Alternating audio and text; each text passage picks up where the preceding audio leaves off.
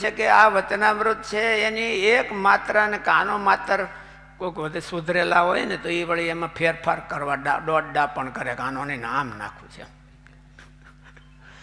આનો આમ કરવું, દોડડા પણ કરે ખરા. એવું કે વચનામૃતમાં પોતાનું દાપણ કરનારા હોય શકે, ન હોય એવું ન હોય એમ, પણ એ મહારાજના બોલેલા શ્રીમુખમાંથી નીકળેલી વસ્તુ છે. એ ભૂલ હોય તો હોનાની છે.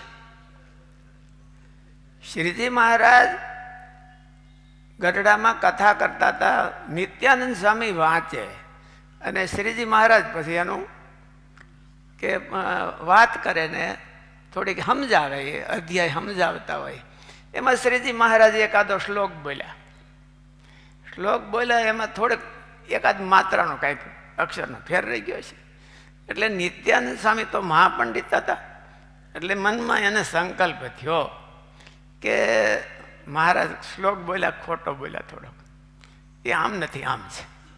ખોટો બોલ્યા હોય કે એમ નહીં, પણ કે મહારાજ આ શ્લોક બોલ્યા એમાં આમ છે શાસ્ત્રમાં, એમ સંકલ્પ થયો. અને પછી તરત જ મનમાં એમ થયું કે મહારાજની ભાષામાં હું ભૂલ કાઢનારો કોણ?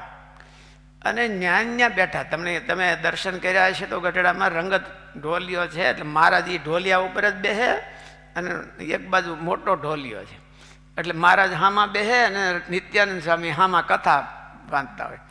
એટલે નિત્યાનંદ સ્વામી પોકે રડવા માંડ્યા ચાલુ કથામાં. એટલે બધાને આશ્ચર્ય થયું કે કથામાં કોઈ એવો પ્રસંગ નથી, સ્વામી કેમ રડવા માંડ્યા? એટલે કથા બંધ રહી ગઈ અને મહારાજ પણ આશ્ચર્ય પામ્યા કે શું થયું સ્વામી તમને?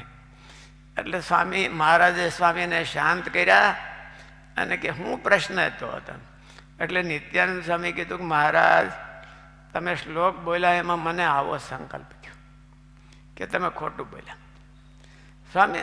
સ્વામીએ પ્રાર્થના કરી મહારાજને, કાં તો મારી બુદ્ધિને તમે પાછી લઈ લો, જે હું શાસ્ત્ર જ્ઞાન છે એ બધું ભૂલી જાઉં, તમે પાછું લઈ લો.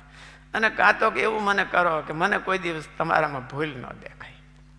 કાના માત્રની ભૂલ પણ એમાં ન કરાય, એમાં એનો અધિકાર આપણને નથી કે એને સુધારવાનું.